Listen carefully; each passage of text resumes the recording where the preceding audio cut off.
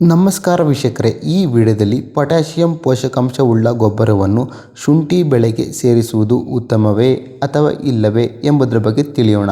ಹಾಗೂ ಈ ಗೊಬ್ಬರವನ್ನು ನಾವು ಶುಂಠಿ ಬೆಳೆಗೆ ಯಾವ ತಿಂಗಳಲ್ಲಿ ಬಳಸಬೇಕು, ಹಾಗೂ ಗ್ರ್ಯಾನ್ಯುಲರ್ ಗೊಬ್ಬರ ಬಳಸುವುದು ಉತ್ತಮವೇ ಅಥವಾ ಲಿಕ್ವಿಡ್ ಪೊಟ್ಯಾಷಿಯಂ ಗೊಬ್ಬರವನ್ನು ಬಳಸುವುದು ಉತ್ತಮವೇ ಎಂಬುದರ ಬಗ್ಗೆ ತಿಳಿಯೋಣ. ಹಾಗೂ ಈ ಪೊಟ್ಯಾಷಿಯಂ ಪೋಷಕಾಂಶವುಳ್ಳ ಗೊಬ್ಬರವನ್ನು ಶುಂಠಿ ಬೆಳೆಗೆ ಸೇರಿಸುವುದರಿಂದ ಶುಂಠಿ ಬೆಳೆಯಲ್ಲಿ ಆಗುವ ಬದಲಾವಣೆಯ ಬಗ್ಗೆ ಈ ವಿಡಿಯೋದಲ್ಲಿ ಸಂಪೂರ್ಣವಾಗಿ ತಿಳಿಯೋಣ.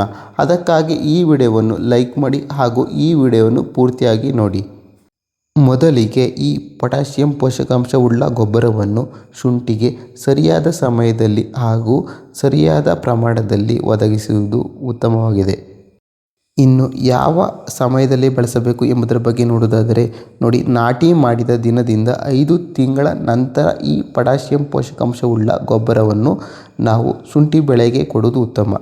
ಹಾಗಾದರೆ ಗ್ರ್ಯಾನ್ಯುಲರ್ ಪೊಟ್ಯಾಷ್ ಕೊಡುವುದು ಉತ್ತಮವೇ ಅಥವಾ ಲಿಕ್ವಿಡ್ ಪೊಟ್ಯಾಷ್ ಕೊಡುವುದು ಉತ್ತಮವೇ ಎಂಬುದರ ಬಗ್ಗೆ ತಿಳಿಯೋಣ. ಗ್ರ್ಯಾನ್ಯುಲರ್ ಪೊಟ್ಯಾಷ್ ಫರ್ಟಿಲೈಸರ್ ಕೊಡುವುದು ಉತ್ತಮ, ಏಕೆಂದರೆ ಇದು ಹೆಚ್ಚು ಸಮಯ ಮಣ್ಣಿನಲ್ಲಿ ಇದ್ದು ಸಸ್ಯಕ್ಕೆ ಪೋಷಕಾಂಶವನ್ನು ನಿರಂತರವಾಗಿ ಒದಗಿಸುತ್ತದೆ ಹಾಗೂ ಇದರಿಂದ ಸಸ್ಯವು ಸದೃಢವಾಗಿ ಬೆಳವಣಿಗೆ ಹೊಂದುತ್ತದೆ. ಉದಾಹರಣೆಯ ಗೊಬ್ಬರವನ್ನು ನೋಡುವುದಾದರೆ ನೋಡಿ, ಈ ಗ್ರ್ಯಾನ್ಯುಲರ್ ಫರ್ಟಿಲೈಸರ್ಗೆ ಉದಾಹರಣೆಯ ಫರ್ಟಿಲೈಸರ್ಗಳು MOP ಅಂದರೆ ಮ್ಯಾರಿಯೇಟ್ ಆಫ್ ಪೊಟ್ಯಾಷ್ ಹಾಗೂ SOP ಅಂದರೆ ಸಲ್ಫೇಟ್ ಆಫ್ ಪೊಟ್ಯಾಷ್. ಈ ಎರಡು ಗೊಬ್ಬರದಲ್ಲಿ ಸಲ್ಫೇಟ್ ಆಫ್ ಪೊಟ್ಯಾಷ್ ಹೆಚ್ಚು ಪರಿಣಾಮಕಾರಿಯಾಗಿದೆ. ಈ ಸಲ್ಫೇಟ್ ಆಫ್ ಪೊಟ್ಯಾಷನ್ನು ನಾವು 1 ಎಕರೆಗೆ 2 ಬಾರಿ ಕೊಡಬೇಕು. 5 ತಿಂಗಳ ನಂತರ 2 ಬಾರಿ ಕೊಡಬೇಕು. ಮೊದಲನೇ ಬಾರಿ 12ರಿಂದ 15 kg 1 ಎಕರೆಗೆ, ಇನ್ನು ಎರಡನೇ ಬಾರಿ ಕೂಡ 12ರಿಂದ 15 kg ಈ SOP ಗೊಬ್ಬರವನ್ನು ನಾವು ಶುಂಠಿ ಬೆಳೆಗೆ 5 ತಿಂಗಳು ಆದ ನಂತರ ಕೊಡಬೇಕು.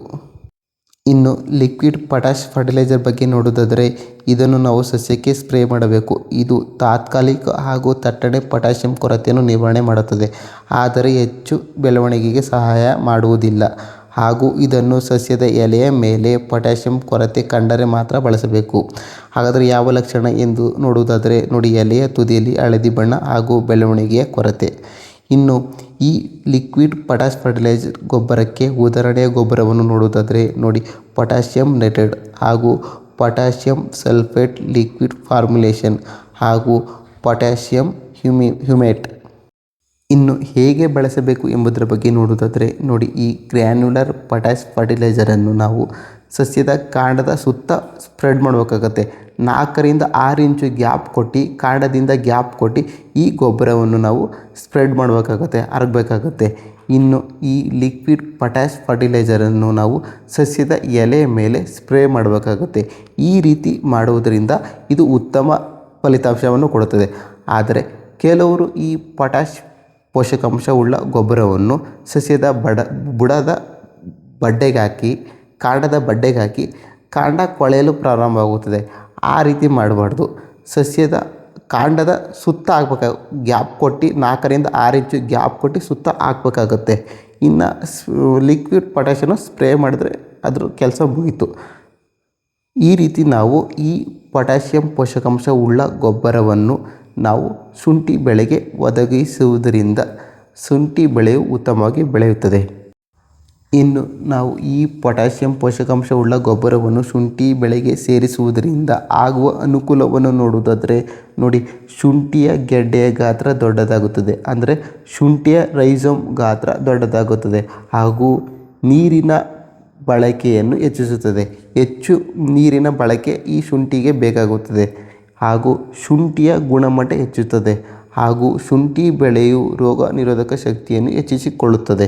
ಈ ಪೊಟ್ಯಾಷಿಯಂ ಪೋಷಕಾಂಶವುಳ್ಳ ಗೊಬ್ಬರ ಬಳಸುವುದರಿಂದ ಈ ರೀತಿ ಶುಂಠಿ ಬೆಳೆ ಅಭಿವೃದ್ಧಿ ಹೊಂದುತ್ತದೆ. ಈ ವಿಡಿಯೋ ನಿಮಗೆ ಇಷ್ಟವಾಗಿದ್ದಲ್ಲಿ ಈ ವಿಡಿಯೋಗೆ ಒಂದು ಲೈಕ್ ಮಾಡಿ ಹಾಗೂ ಇದೇ ರೀತಿ ವಿಡಿಯೋ ಮಾಡಲು ಈ ಚಾನಲನ್ನು ಸಬ್ಸ್ಕ್ರೈಬ್ ಮಾಡಿಕೊಳ್ಳಿ. Thank you for watching friends.